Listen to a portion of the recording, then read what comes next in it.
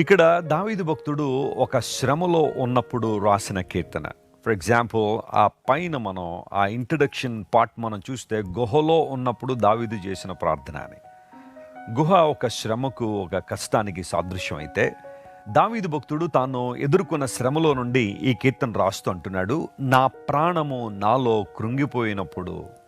చాలాసార్లు కృంగుదల అనేది మనిషిలోనికి వస్తూ ఉంటుంది. When my spirit is overwhelmed అని ఇంగ్లీష్లో రాస్తుంది. చాలాసార్లు మనం ఎదుర్కొంటున్న ప్రతికూల పరిస్థితులను బట్టి లేదా మనం అనుకున్న దానికి వ్యతిరేకంగా జరుగుతున్న పరిస్థితులను బట్టి కృంగిపోవడం సహజమే. కృంగుదల చాలా మందిలో పనిచేస్తూ ఉంటుంది.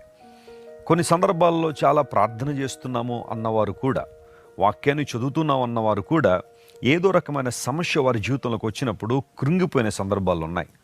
అపవాది కొన్ని సందర్భాల్లో మన జీవితాలను కృంగుదల తీసుకొస్తాడు.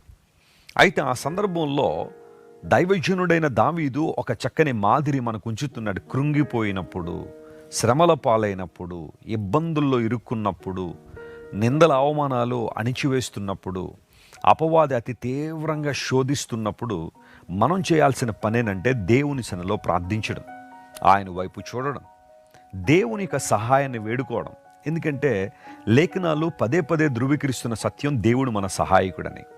చాలాసార్లు సహాయం చేస్తాడంటే ఏదో ఒక ఆర్థిక పరంగా సహాయం చేస్తాడనో, లేదా ఒక ఉద్యోగం ఇస్తాడనో, లేదా ఒక పెళ్ళి జరిగించడానికి ప్రభు సహాయం చేస్తారనో అనుకుంటాం. కానీ అసలైన సహాయం ఏంటంటే నీలో ఉన్న కృంగుదల నుండి నేను విడుదల చేయడం, తన శాంతిని, తన సమాధానాన్ని, తన అభిషేకాన్ని, తన మహిమను నీ మీద కృమ్మరించడం. ఇది చాలా గొప్ప సహాయం. కష్టాలు, ఇబ్బందులు కొన్ని సందర్భాల్లో అతి తీవ్రంగా కలిచివేస్తున్నప్పుడు దేవుని మహిమ, ఆయన ప్రభావము ఆయన కోసం నిలబడడానికి, ఆ కష్ట పరిస్థితుల్లో కూడా దేవునికి మహిమను తీసుకొచ్చే వారంగా మనం జీవించడానికి దేవుని మహిమ మనకు ఉపయోగపడుతూ ఉంది.